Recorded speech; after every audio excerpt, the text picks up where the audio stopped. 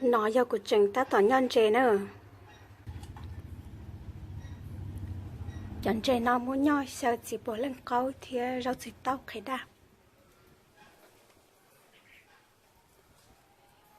Rồi nhoi ý nó có cho đây đọc của ta thì bỏ chăn chế lòng mua tí xì. Chia mà cùng gì cá theo.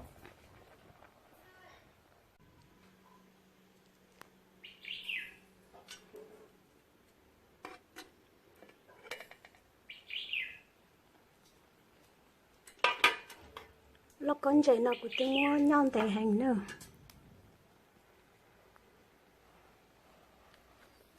Nhọn đệ tư kỳ dụ ta của mà lý mô lúc có trẻ cho lo dù trở học cả cháu ý lên nó.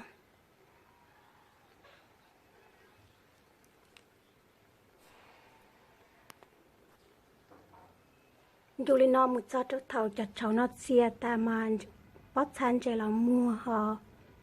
Nó mà chẳng ganh chèn trên cờ xí. Chẳng chèn chú dẫn nó muốn cho mù non dù mỏ xó mà cá cân cầu nữa.